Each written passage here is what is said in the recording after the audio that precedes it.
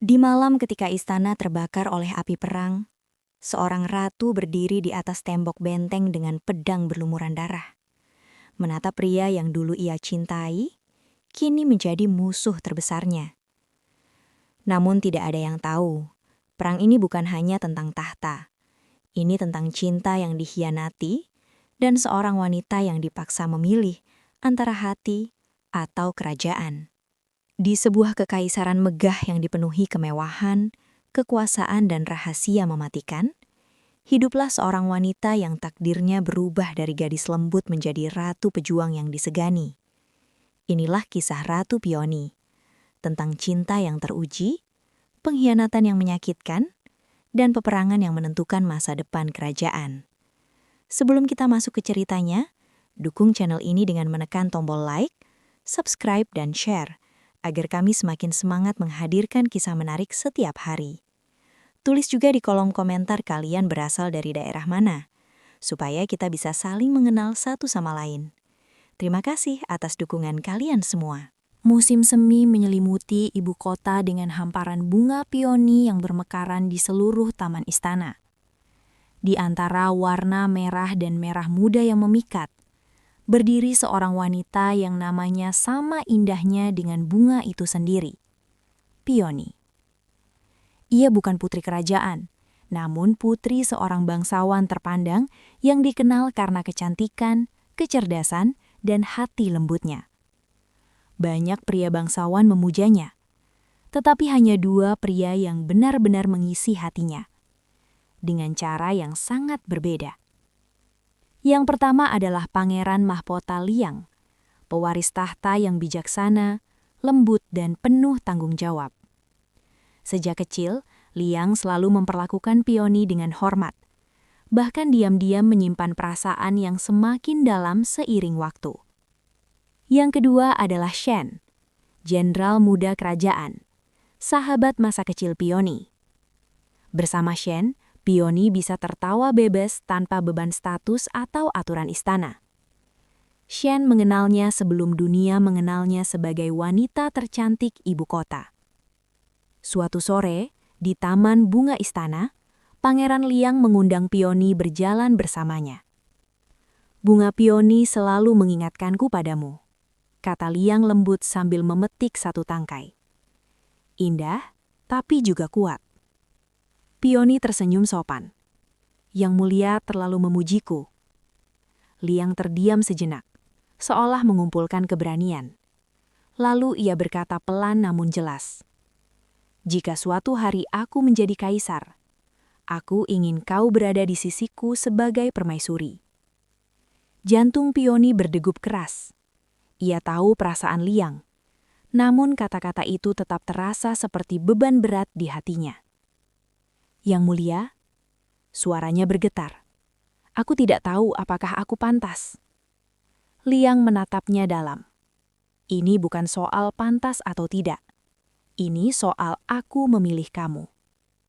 Namun sebelum Pioni sempat menjawab, suara langkah kaki terdengar dari belakang. Shen. Wajahnya tegang, matanya memancarkan emosi yang sulit disembunyikan. "Maaf mengganggu yang mulia," katanya dengan nada hormat namun dingin. Liang mengangguk. "Tidak apa, aku harus kembali ke istana. Pioni, pikirkan kata-kataku." Setelah Liang pergi, suasana berubah sunyi. Hanya suara angin dan kelopak bunga jatuh yang terdengar. Shen mendekat dengan jahang mengeras. "Jadi, itu sebabnya kau menghindariku akhir-akhir ini?" katanya. Pioni terkejut. "Shen, bukan begitu. Aku melihat semuanya," potong Shen. "Tatapanmu, caramu berbicara padanya." Air mata mulai menggenang di mata Pioni. "Kau tahu perasaanku sejak lama," lanjut Shen, suaranya melemah. "Aku berlatih pedang siang malam, mempertaruhkan nyawaku di medan perang, supaya suatu hari aku layak berdiri di sampingmu." Pioni menggigit bibir menahan tangis. "Kau selalu layak, di hatiku." Pioni terdiam, harapan muncul di matanya. "Lalu, ikutlah denganku," katanya cepat. Kita pergi dari istana. Aku tidak peduli tentang jabatan atau kekuasaan. Namun Pioni menggeneng pelan. Aku tidak bisa, bisiknya. Keluargaku, rakyat, semuanya bergantung pada keputusan politik. Hidup kita bukan hanya milik kita sendiri. Shen mundur satu langkah, seolah kata-kata itu menusuk dadanya. Jadi, kau memilih dia. Air mata Pioni jatuh. Aku memilih kewajiban. Keheningan terasa lebih menyakitkan daripada teriakan. Akhirnya, Shen tertawa pahit. Kewajiban, ya, istana memang selalu menang. Ia berbalik pergi tanpa menoleh lagi. Pioni berdiri sendiri di tengah taman bunga. Tidak tahu bahwa keputusan hari itu akan menjadi awal dari tragedi cinta, perang, dan takdir yang mengubah hidupnya selamanya. Di kejauhan, kelopak Pioni jatuh satu persatu, seperti pertanda bahwa badai besar akan segera datang. Langit ibu kota tampak kelabu meskipun matahari bersinar terang. Suasana istana dipenuhi ketegangan yang tidak terlihat oleh rakyat biasa. Ancaman perang dari kerajaan utara semakin nyata. Dan para pejabat tinggi mulai mendesak kaisar untuk memperkuat aliansi politik demi menjaga stabilitas kekaisaran. Di tengah situasi genting itu, nama Pioni muncul sebagai solusi. Ayah Pioni dipanggil ke istana secara mendadak. Malam itu wajahnya pucat saat kembali ke rumah. "Ayah, ada apa?" tanya Pioni cemas. Ayahnya menatapnya lama, seolah berjuang mengucapkan kata-kata yang akan mengubah hidup putrinya selamanya. "Kaisar telah memutuskan," katanya berat. "Kau akan menikah dengan pangeran mahkota." Dunia Pioni terasa berhenti berputar. "Ayah, aku..." Suaranya gemetar. "Ini terlalu mendadak."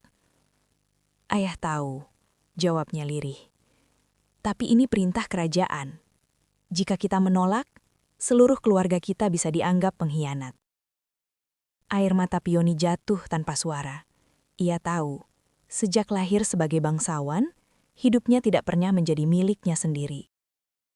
Namun ada satu orang yang paling harus mengetahui kabar ini. Shen.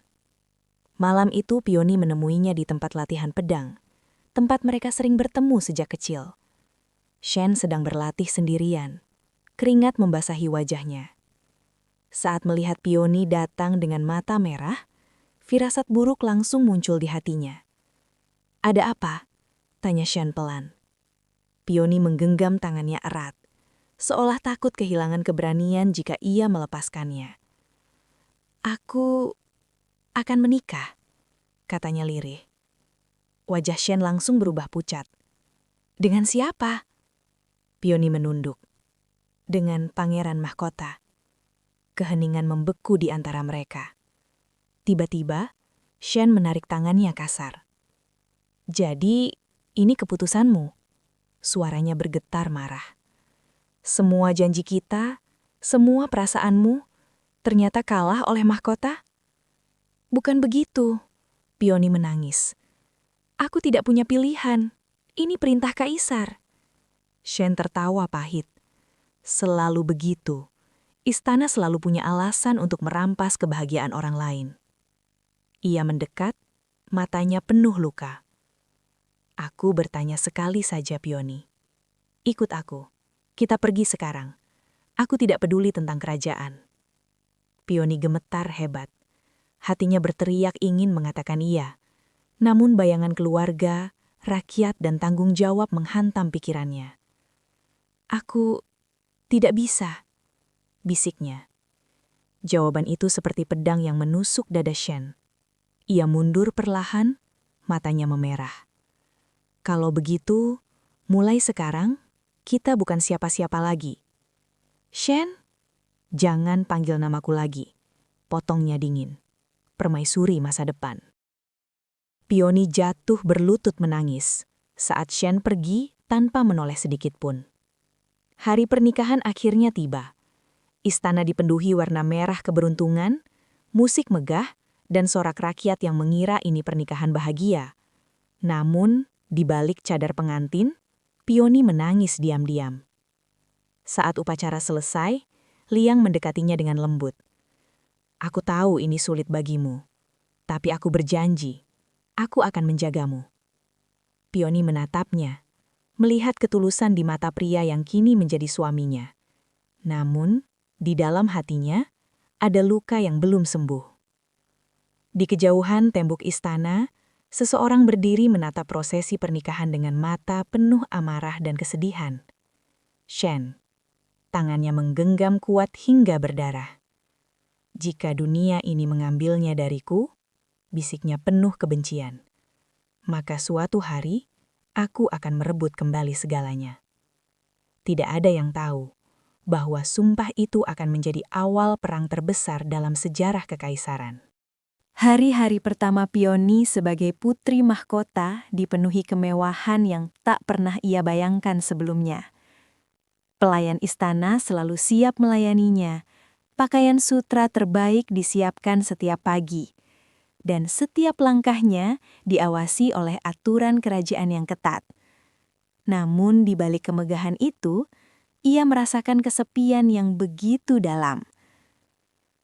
Liang memperlakukannya dengan hormat dan kelembutan, tetapi jarak di antara mereka masih terasa. Pernikahan mereka lahir dari kewajiban, bukan cinta. Setiap malam, Pioni duduk sendirian di balkon istana, memandangi langit, mencoba menenangkan hati yang masih terluka. Suatu malam, Liang datang menemuinya. "Kau belum tidur?" tanyanya lembut. Pioni tersenyum tipis. "Aku hanya belum terbiasa dengan kehidupan baru." Liang terdiam sejenak lalu berkata jujur, "Aku tahu hatimu tidak sepenuhnya di sini, tapi aku akan menunggu sampai kau bisa menerimaku." Kata-kata itu membuat hati Pioni bergetar. Ia mulai menyadari, pria ini tidak pernah memaksanya. Namun kedamaian itu tidak berlangsung lama.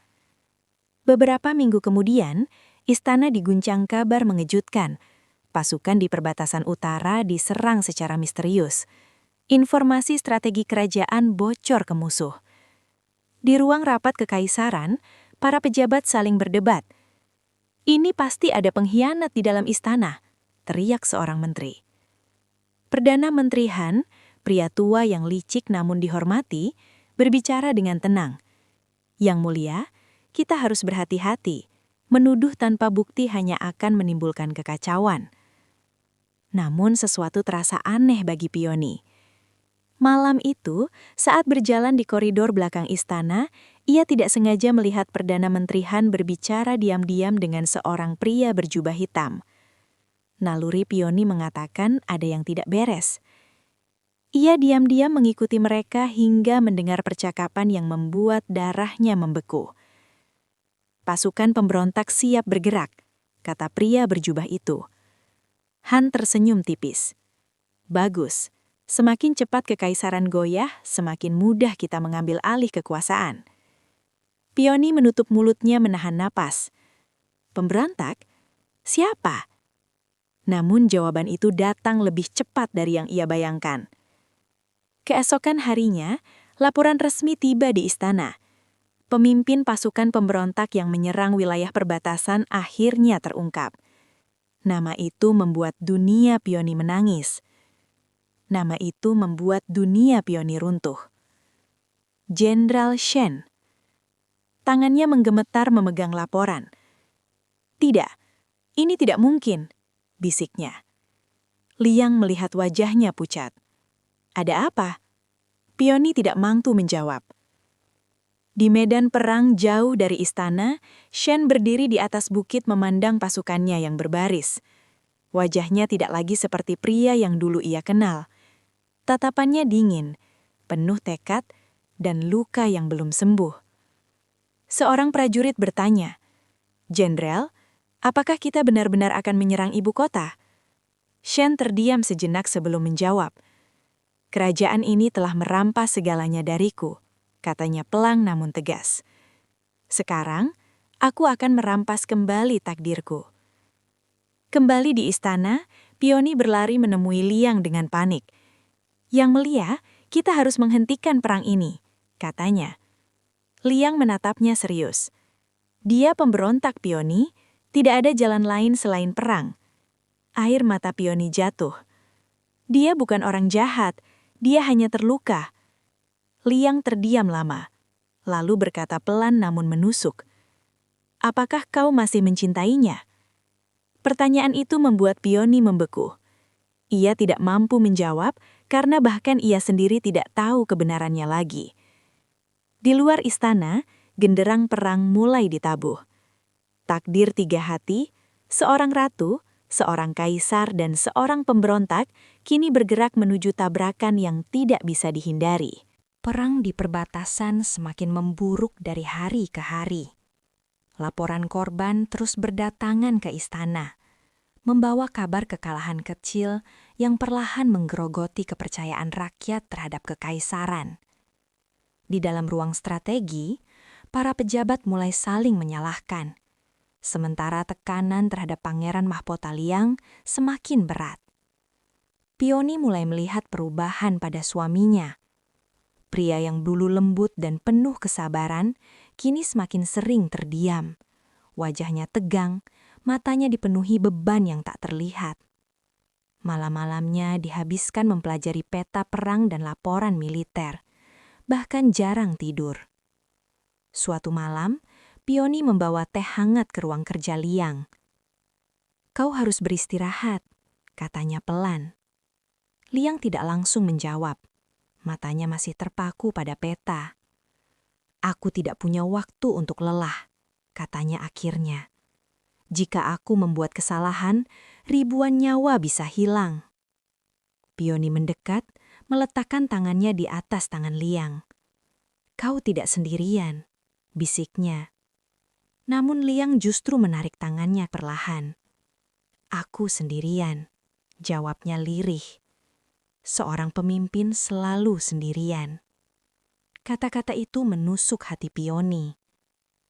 Sejak perang dimulai, hubungan mereka semakin canggung. Bukan karena kebencian, tetapi karena jarak yang diciptakan oleh tanggung jawab dan ketakutan. Beberapa hari kemudian, kabar buruk datang lagi. Kota perbatasan penting jatuh ke tangan pemberontak. Para pejabat mulai berbisik. Mungkin Pangeran Mahkota tidak cukup kuat memimpin perang. Rumor itu sampai ke telinga Liang. Malam itu, ia memanggil Pioni ke ruang pribadinya. "Katakan yang jujur," katanya tiba-tiba. "Menurutmu, aku pemimpin yang lemah?" Pioni terkejut. "Tidak, kenapa kau berpikir begitu?" Liang tertawa kecil tanpa humor. "Karena semua orang berpikir begitu. Bahkan aku sendiri mulai meragukannya." Ia menatap Pioni dalam-dalam. "Jika aku kalah dalam peran ini, kau akan menyesal menikah denganku." Pertanyaan itu membuat Pioni terdiam sesaat. Lalu ia berkata tegas, "Aku tidak pernah menyesal."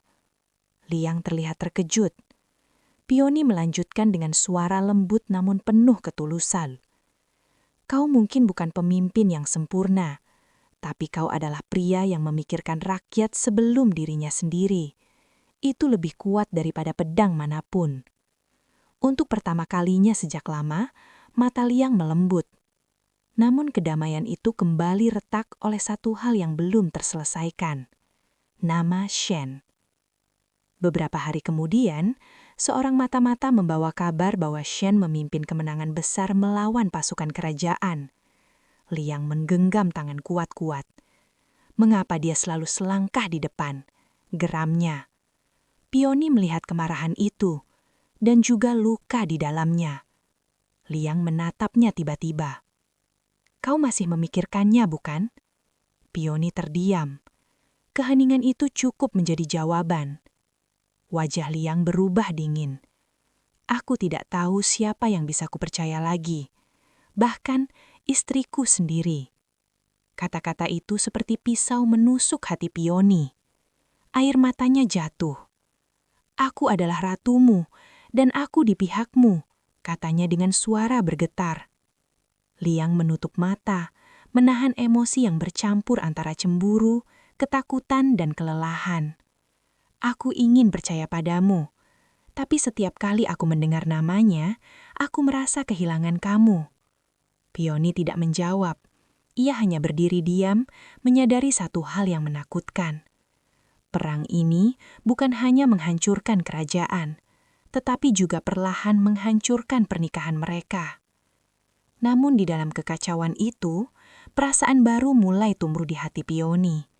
Rasa hormat, kepedulian, dan sesuatu yang lebih dalam terhadap pria yang kini berjuang mati-matian demi rakyatnya. Ia mulai bertanya pada dirinya sendiri, apakah mungkin ia bisa mencintai Liang? Sementara di kejauhan medan perang, Shen bersiap untuk serangan terbesar yang akan menentukan nasib kekaisaran. Takdir mereka bertiga semakin mendekat menuju benturan yang tak terhindarkan. Genderang perang menggema di seluruh ibu kota. Langit yang biasanya cerah kini tertutup asap hitam dari desa-desa yang terbakar di kejauhan. Pasukan pemberontak yang dipimpin Shen bergerak cepat menuju pusat kekaisaran, menaklukkan benteng demi benteng dengan strategi yang brilian. Di dalam istana, suasana tegang terasa di setiap sudut. Liang berdiri di ruang perang bersama para jenderal.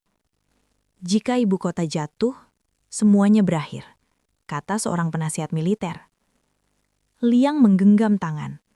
Kita akan bertahan, apapun yang terjadi. Namun keputusan mengejutkan datang dari Pioni. Aku akan ikut ke medan perang.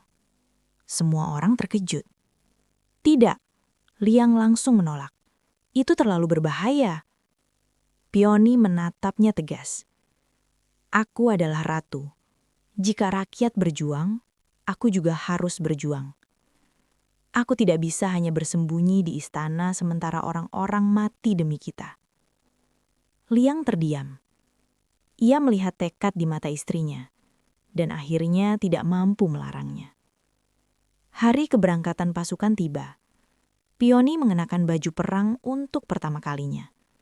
Rambutnya diikat tinggi, wajahnya tegas namun tetap anggun. Para prajurit memandangnya dengan rasa hormat yang baru. Di medan perang perbatasan ibu kota, dua pasukan besar akhirnya berhadapan. Di satu sisi, pasukan kekaisaran dipimpin Liang dan Pioni. Di sisi lain, pasukan pemberontak dipimpin Shen. Ketika pertempuran pecah, suara pedang beradu dan teriakan prajurit memenuhi udara.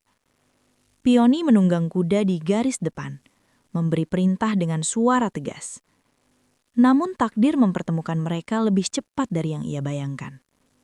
Di tengah kekacauan pertempuran beradar balik, Pioni berhadapan langsung dengan Shen. Waktu seolah berhenti.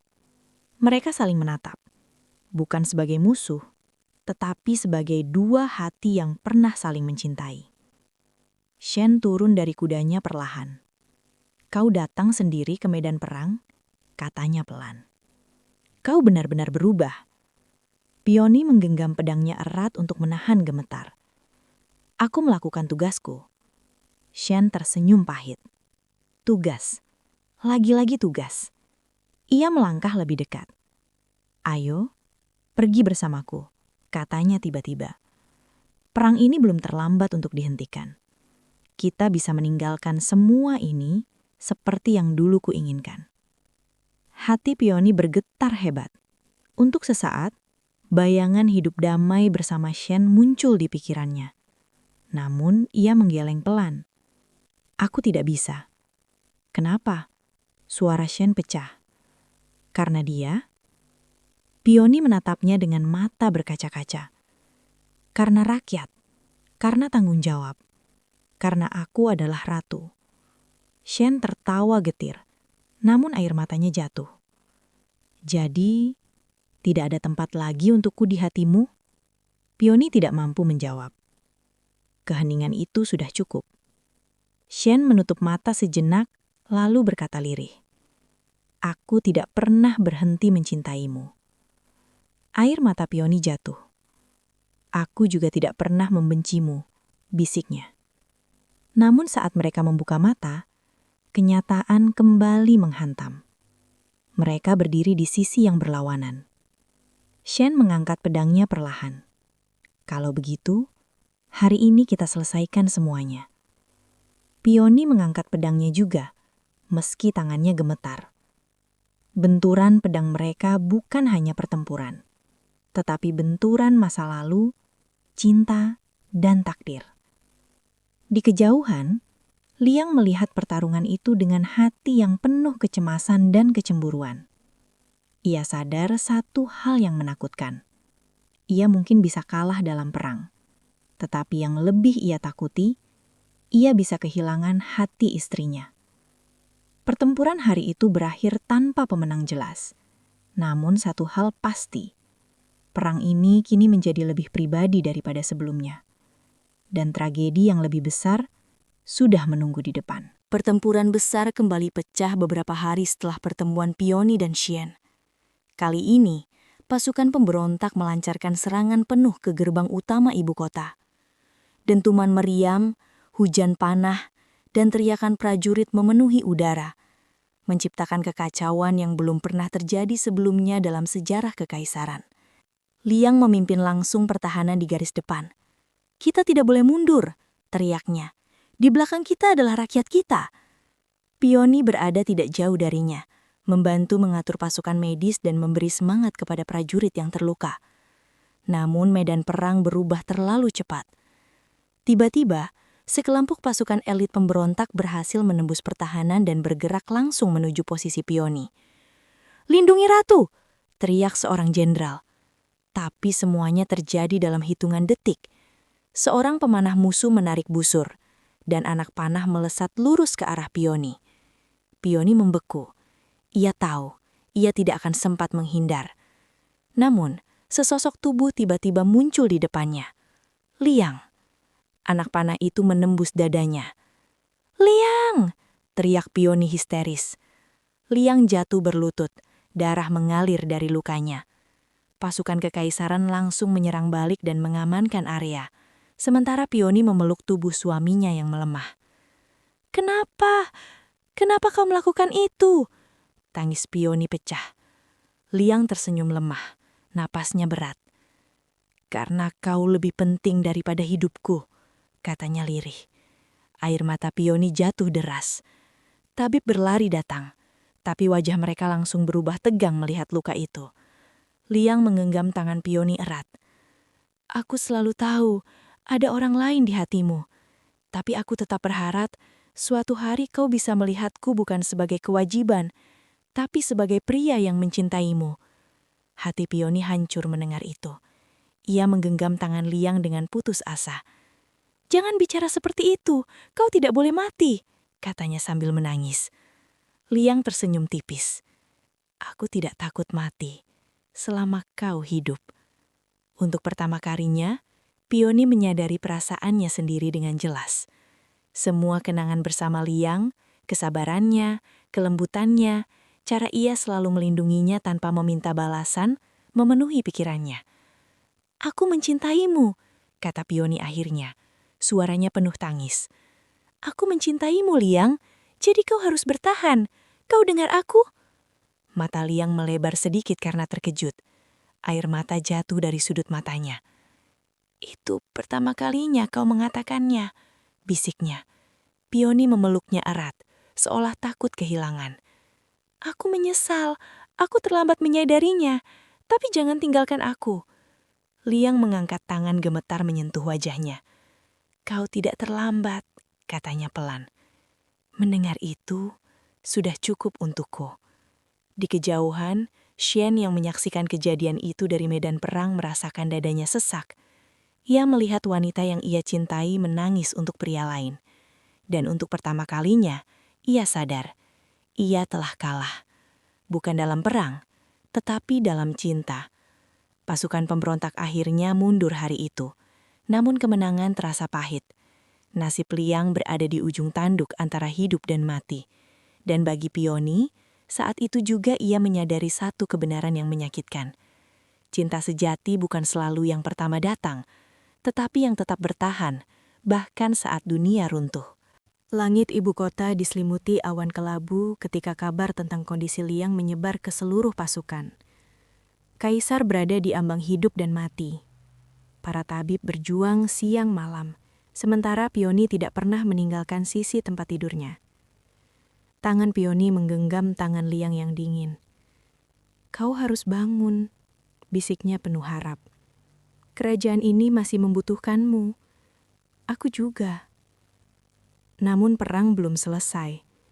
Pasukan pemberontak yang dipimpin Shen kembali bergerak untuk serangan terakhir. Mereka tahu ini adalah kesempatan terakhir sebelum kekaisaran pulih kembali. Para jenderal datang menghadap Pioni. "Yang mulia, kami membutuhkan perintah. Tanpa kaisar, pasukan kehilangan arah." Pioni menutup mata sejenak. Hatinya hancur antara tetap di sisi suaminya atau menyelamatkan kerajaan. Namun ia tahu jawabannya. Ia berdiri. "Siapkan pasukan," katanya tegas. "Aku akan memimpin sendiri." Semua orang terkejut. "Tapi yang mulia, tapi aku adalah ratu kekaisaran ini," potong Pioni dengan suara penuh wibawa. "Dan aku tidak akan membiarkan rakyatku jatuh." Hari itu Pioni mengenakan baju perang lengkap dengan jubah merah kerajaan. Wajahnya tidak lagi seperti wanita lembut dulu, tetapi seperti pemimpin yang lahir dari penderitaan. Di medan perang terakhir, dua pasukan kembali berhadapan. Dan sekali lagi, Pioni dan Shen bertemu. Namun kali ini berbeda. Tidak ada lagi keraguan di mata Pioni. Shen tersenyum pahit saat melihatnya. "Kau benar-benar menjadi ratu sekarang," katanya pelan. Pioni menatapnya dengan kesedihan. "Hentikan ini, Shen. Masih belum terlambat." Shen menggeleng. "Sudah terlambat sejak hari kau menikah dengannya." Ia melangkah lebih dekat. "Aku melakukan semua ini karena aku tidak bisa hidup di dunia di mana kau tidak milikku." Air mata Pioni jatuh di wajahnya. "Aku bukan milik siapapun," katanya lembut. "Aku memilih jalanku sendiri." Keheningan panjang terjadi. Lalu Shen tersenyum. Senyum paling lembut yang pernah ia tunjukkan sejak perang dimulai. "Aku tahu, itulah yang membuatku mencintaimu." Pertempuran terakhir akhirnya pecah. Pasukan kekaisaran yang dipimpin langsung oleh Pioni bertarung mati-matian. Semangat mereka bangkit melihat ratunya berdiri di garis depan. Perlahan pemberontak mulai kalah. Shen terluka parah dalam pertempuran. Ia jatuh berlutut di hadapan Pioni. Darahnya mengalir dari lukanya, tetapi wajahnya justru terlihat damai. "Akhirnya, aku kalah," katanya pelan. Pioni berlutut di depannya, menangis. "Tidak harus berakhir seperti ini." Shen menjawab lemah. "Tidak, ini memang takdirku." Ia menatap Pioni dalam-dalam untuk terakhir kalinya. "Aku tidak pernah menyesal mencintaimu." Air mata Pioni jatuh di tangannya. "Di kehidupan lain, mungkin kita bisa bahagia." Lanjut Shen. Sebelum siapapun sempat bereaksi, Shen mengambil belati di pinggangnya sendiri. "Shen, jangan." Namun semuanya terlambat. Ia memilih mengakhiri hidupnya sendiri daripada hidup sebagai tawanan. Tubuhnya jatuh perlahan. Perang berakhir hari itu. Kemenangan diraih, tetapi hati Pioni dipenuhi luka kehilangan. Beberapa hari kemudian, Liang akhirnya sadar dari koma panjangnya. Ia selamat, meskipun tubuhnya tidak akan pernah sekuat dulu. Pioni memeluknya sambil menangis. "Kau kembali," bisiknya. Liang tersenyum lemah. "Aku berjanji, aku tidak akan meninggalkanmu." Tahun-tahun berlalu. Di bawah kepemimpinan Liang dan Pioni, kekaisaran kembali damai dan makmur. Namun rakyat selalu mengenang satu hal. Ratu Pioni bukan hanya simbol kecantikan. Ia adalah simbol keberanian, pengorbanan, dan cinta yang lahir dari penderitaan. Seorang ratu yang ditempa oleh perang dan kehilangan. Kisah Ratu Peoni mengajarkan kita bahwa hidup tidak selalu berjalan sesuai dengan keinginan hati. Terkadang, kita dipaksa memilih antara cinta dan tanggung jawab, antara kebahagiaan pribadi dan kebaikan banyak orang. Peony kehilangan pria yang pernah menjadi cinta pertamanya. Ia juga hampir kehilangan suaminya yang akhirnya menjadi cinta sejatinya. Namun dari semua luka itu, lahirlah seorang pemimpin yang kuat. Cinta sejati bukan selalu tentang siapa yang pertama kita pilih, tetapi siapa yang tetap bertahan bersama kita dalam penderitaan, pengorbanan, dan perjuangan hidup. Dan kekuatan terbesar seorang manusia seringkali muncul justru setelah ia melewati kehilangan yang paling menyakitkan. Terima kasih banyak untuk kalian yang sudah menonton kisah ini sampai akhir. Dukungan kalian sangat berarti bagi channel ini untuk terus menghadirkan cerita-cerita penuh emosi, drama, dan inspirasi setiap harinya. Jangan lupa untuk tekan tombol like, subscribe, dan share ke teman-teman kalian, agar semakin banyak yang bisa menikmati cerita menarik seperti ini. Tulis juga di kolom komentar, kalian menonton dari daerah mana? Kami senang sekali bisa mengenal penonton dari berbagai kota dan negara. Channel ini akan terus update setiap hari jam 10.30. Jadi pastikan kalian tidak ketinggalan cerita berikutnya. Terima kasih sudah menjadi bagian dari perjalanan channel ini. Sampai jumpa di kisah dramatis selanjutnya.